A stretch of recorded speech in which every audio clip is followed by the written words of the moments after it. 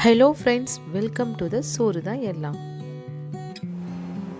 Hi guys, எல்லாரும் நல்லா இருக்கீங்க நம்புறேன். நானும் நல்லா இருக்கேன். நம்ம டுடே பார்க்க போறது டிஃபரண்ட் ரெசிபி மட்டனை வச்சு பார்க்க போறோம். அதுவும் மட்டன் தலையை வச்சு ஒரு டிஃபரண்டான ரெசிபி பார்க்க போறோம். இது வரைக்கும் யாரும் இந்த மாதிரி ரெசிபி செஞ்சிருக்க மாட்டாங்க நான் நினைக்கிறேன். மட்டன் சுக்கா பார்த்துருப்போம், சிக்கன் சுக்கா கூட பார்த்துருப்போம்.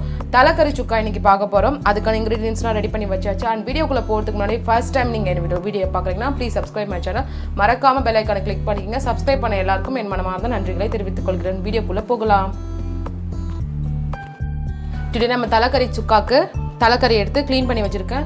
நல்லா இதை க்ளீன் பண்ணிக்கணும். நல்லா க்ளீன் பண்ணி வச்சுருக்கேன். இப்போ இதை வந்து ஒரு 4 விசில் வச்சு குக்கரில் விசில் வச்சு எடுத்துக்க போகிறோம்.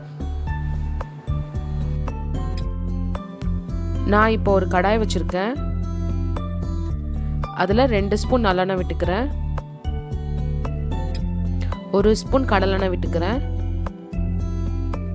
எண்ணெய் நல்லா காஞ்சதும் 3 காஞ்ச மிளகா ஸ்பைசஸ் மராத்தி மொக்கு, பட்டை, lavangam, yellakai, பெருஞ்சீரகம் இதெல்லாம் போட்டுக்கிறேன். ஸ்பைசஸ்லாம் நல்லா பொரிஞ்சு வரணும். இப்போ நம்ம போட்ட ஸ்பைசஸ்லாம் நல்லா பொரிஞ்சிருச்சு. இப்போ சின்ன வெங்காயம் வந்துட்டு ஒரு 1/2 கப் எடுத்துருக்கேன். அது ஃபைனாக சாப் பண்ணியிருக்கேன். அதையும் சேர்த்துக்கிறேன். உங்களுக்கு வேணால் நீங்கள் அரைச்சி போட்டுக்கலாம். நான் சின்ன வெங்காயம் வந்து சின்னதாக குட்டி குட்டியாக சாப் பண்ணி போட்டிருக்கேன். இப்போ சின்ன வெங்காயம் நல்லா வதங்கி வரணும். இப்போ நம்ம போட்ட சின்ன வெங்காயம் நல்லா வதங்கிடுச்சு. இப்போ இது கூட வந்து 2 ஸ்பூன் வந்து இஞ்சி பூண்டு பேஸ்ட் சேர்த்துக்கிறேன். இஞ்சி பூண்டு நல்லா வதங்கணும். நம்ம போட்ட இப்போ இஞ்சி பூண்டு பேஸ்ட் நல்லா வதங்கிடுச்சு. இப்போ நான் ஒரே ஒரு தக்காளி, ஒரு மீடியம் சைஸ் தக்காளி ஃபைனாக சாப் பண்ணி வச்சுருக்கேன். அதையும் சேர்த்துக்கிறேன்.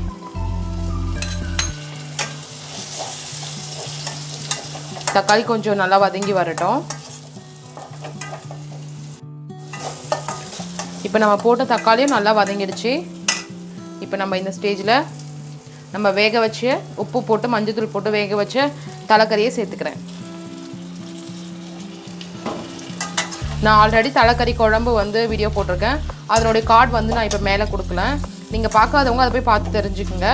பட் தலைக்கறியில் வந்து நிறைய பெனிஃபிட்ஸ் இருக்குது. நான் அதுலேயும் சொல்லியிருக்கேன், இதுலேயும் சொல்கிறேன். சின்ன பசங்க வந்து நிறைய தலைக்கறி இதோ வெறும் கறியாக சாப்பிட்றதோ தலைக்கறியை வந்து சாப்பிட்டா ரொம்ப நல்லது. இப்போ நம்ம தலைக்கறி போட்டு வதக்கியாச்சு. இப்போ நம்ம வந்து மசாலா ஆட் பண்ணிக்கலாம். ரெட் சில்லி பவுடர் 1 ஸ்பூன் எடுத்திருக்கேன். தனியாத்தூள் 2 ஸ்பூன் எடுத்திருக்கேன். வீட்டில் அரைச்ச குழம்பு மிளகாய்த்தூள் 1 ஸ்பூன் எடுத்திருக்கேன். 1 ஸ்பூன் வந்து கரம் மசாலா தூள் எடுத்திருக்கேன்.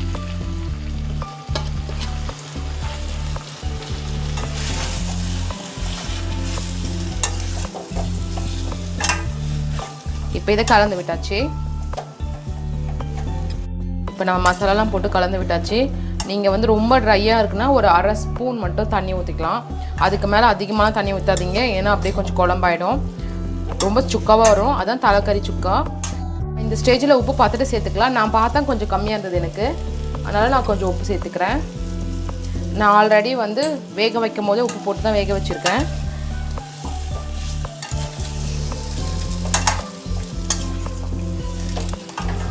இப்போ இது மசாலாவுடைய பச்சை வாசனைலாம் போய் நல்லா சுக்கா வந்து வரணும். இப்போ வதங்கிட்டுருக்கு. இந்த ஸ்டேஜில் கொஞ்சம் கொத்தமல்லி சேர்த்துக்கிறேன்.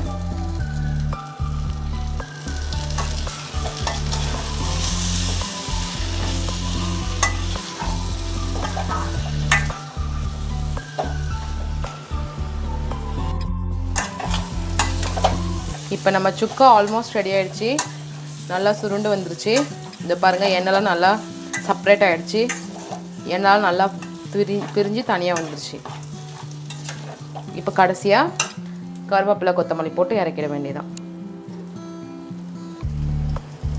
கைப்பிடி ஃபுல்லாக கருவேப்பிலை கொத்தமல்லி. நிறைய கருவேப்பிலை போடுங்க. சுக்காவுக்கு எப்பவுமே நிறைய கருவேப்பிலை போட்டால் தான் நல்லாயிருக்கும் சுக்கா. சூப்பரான நல்ல வாசனையான மணமான சுக்கா ரெடி ஆகிடுச்சு.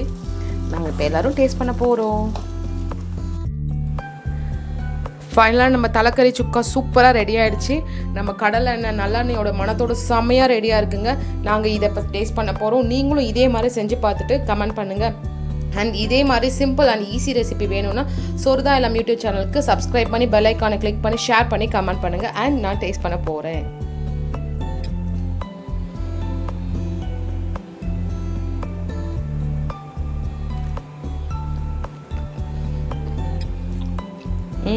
சூப்பராக இருக்குங்க. நீங்களும் இதே மாதிரி செஞ்சு பாருங்கள். And thank you so much.